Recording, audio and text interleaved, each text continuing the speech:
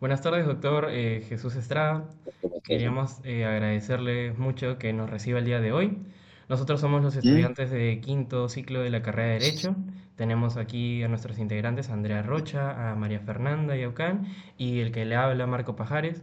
Como parte de nuestro proyecto académico, queríamos realizarles una breve entrevista sobre en sí el tema de actos jurídicos. Específicamente, sobre las disposiciones contenidas que están dentro de los artículos 180 al 186 del Código Civil peruano.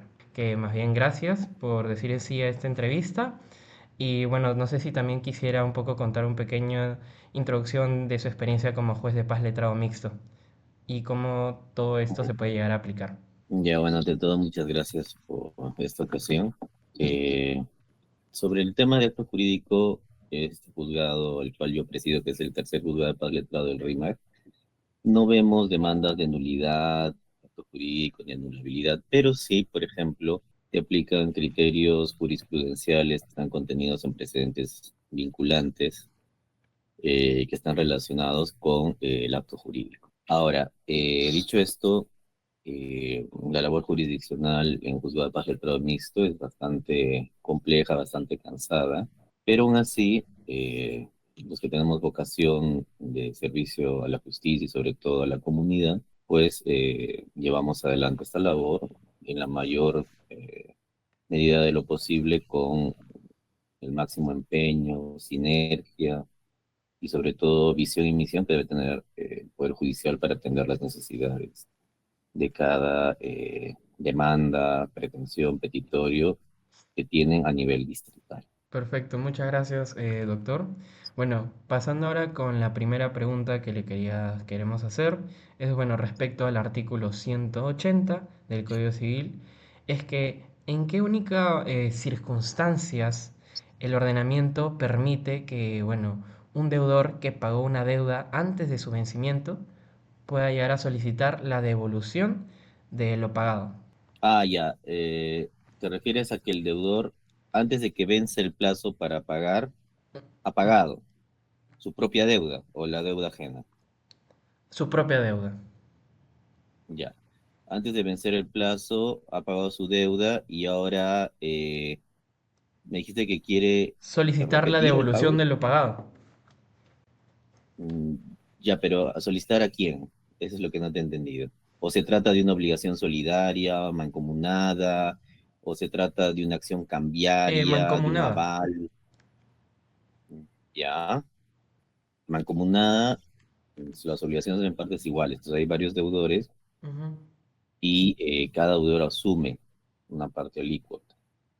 Entonces, si yo, por ejemplo, digamos, somos tres deudores y cada uno debemos 50, en Ujú. un hipotético caso, y yo pago el de mi codeudor, entonces ahí yo inicio la acción de reembolso, se llama acción de reembolso.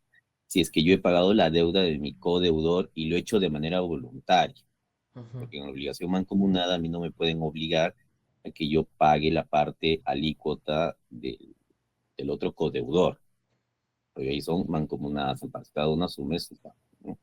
Pero si Ujú. yo voluntariamente pago la suma de mi codeudor, entonces tengo todo el derecho de iniciar mi acción de reembolso. Diferentes en las obligaciones solidarias. En las obligaciones solidarias se exige, hay una deuda, se contrae la deuda entre varios deudores y siguiendo ese mismo ejemplo, por ejemplo, de los tres, cada uno asume 150. En la obligación solidaria ahí no hay partes, sino digamos, si los tres han asumido la deuda por 150 soles, el acreedor puede exigir a cualquiera de esos tres el monto, Ujú. a cualquiera, sin importar eh, alguna preferencia uno frente al otro.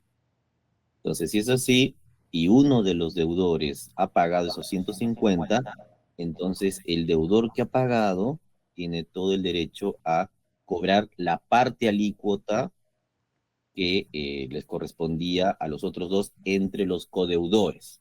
Es decir, cuando se trata de obligaciones solidarias y son tres codeudores, el acreedor sí puede exigir a cualquiera de los tres los 150.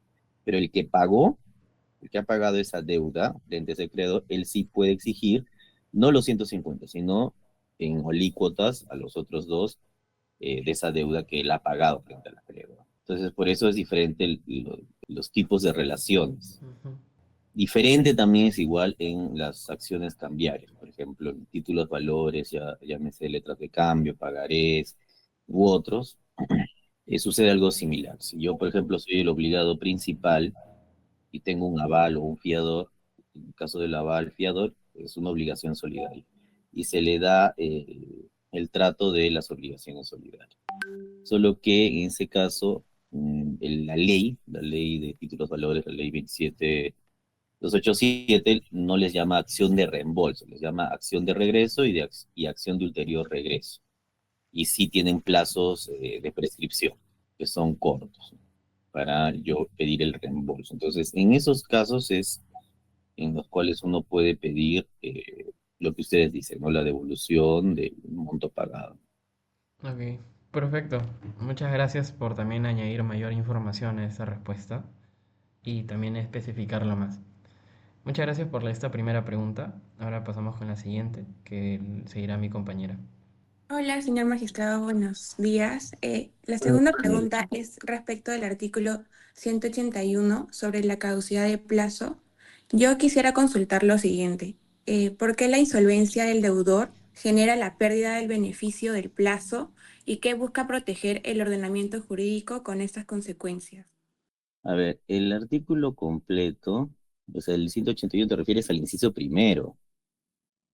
Dice, el deudor pierde el derecho a utilizar el plazo cuando resulte insolvente después de contraída la obligación, salvo que garantice la deuda. Y aquí sigue un apartado siguiente, ¿no?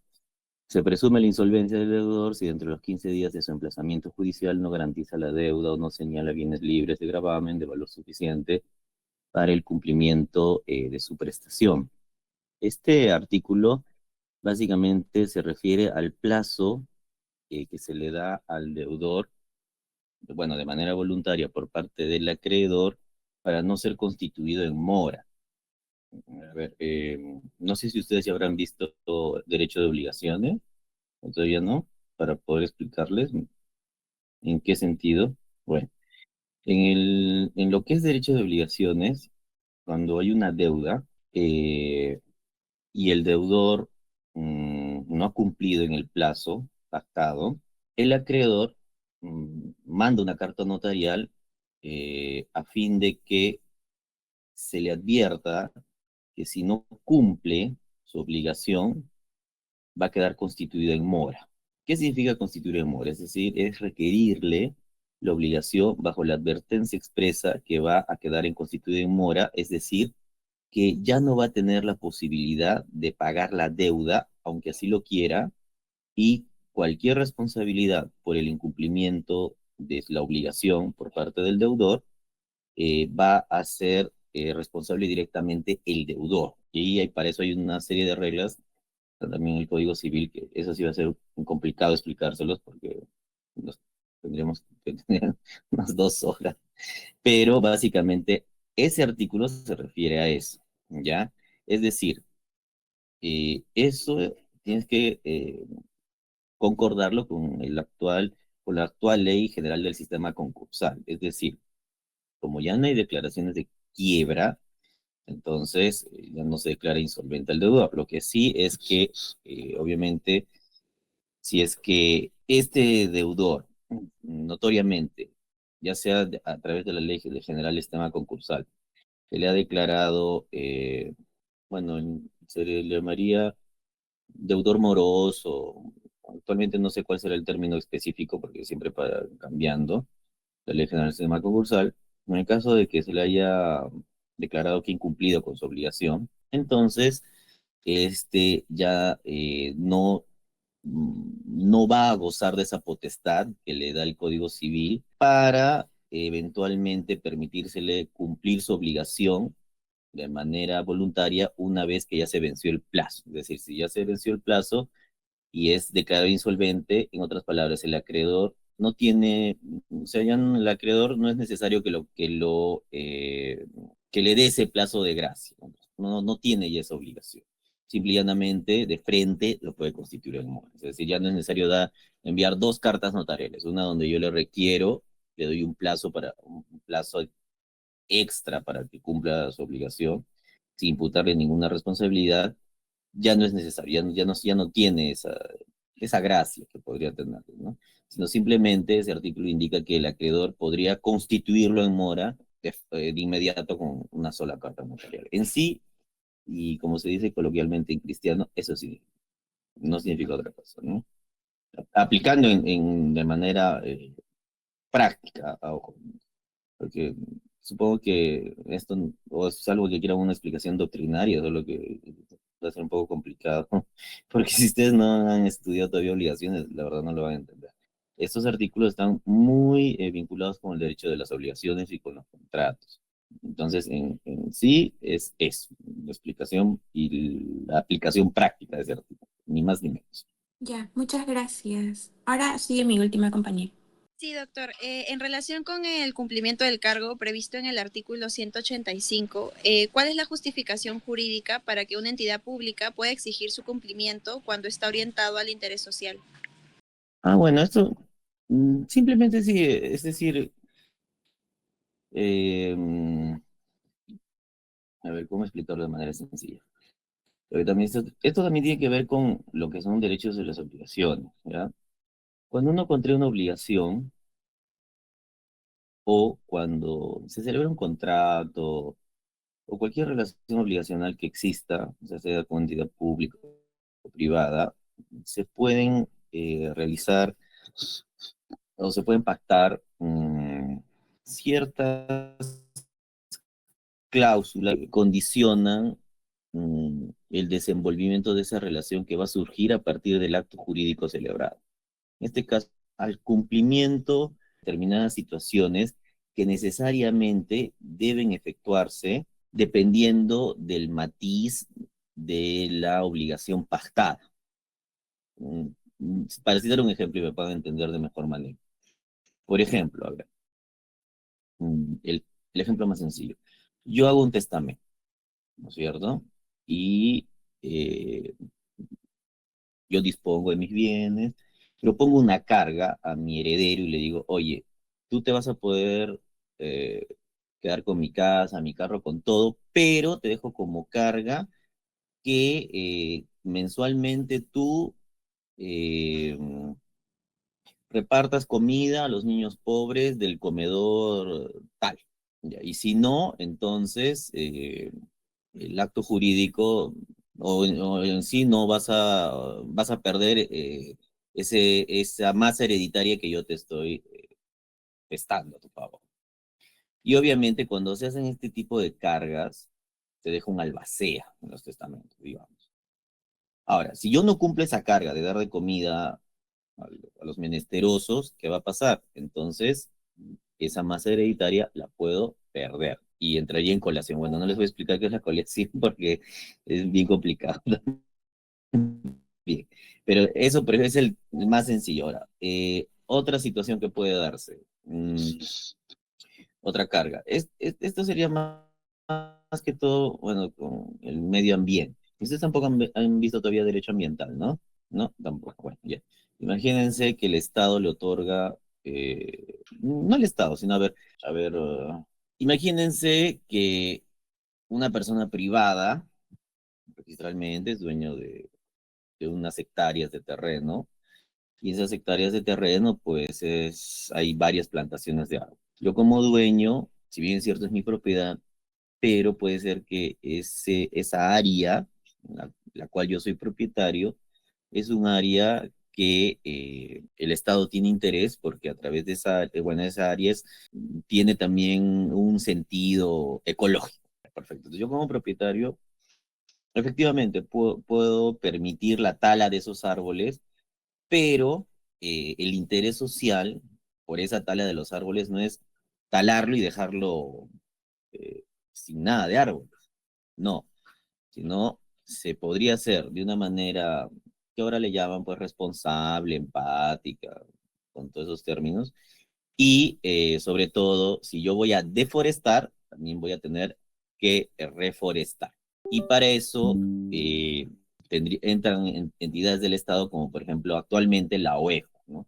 Que es una entidad que, bueno, regula el tema de, en este caso, específico de recursos naturales. Ahora, ese tema es un tema de interés social. ¿Por qué? Porque aunque yo sea el dueño de, no sé, imagínate, 1000 hectáreas y están llenas de árboles de, que eventualmente yo puedo con esos árboles hacer muebles de caoba, cedro, etcétera. Y si bien es cierto, yo lo puedo explotar porque soy el legítimo dueño, pero se tiene que hacer de manera responsable y reforestando, no de la manera como a mí se me antoja.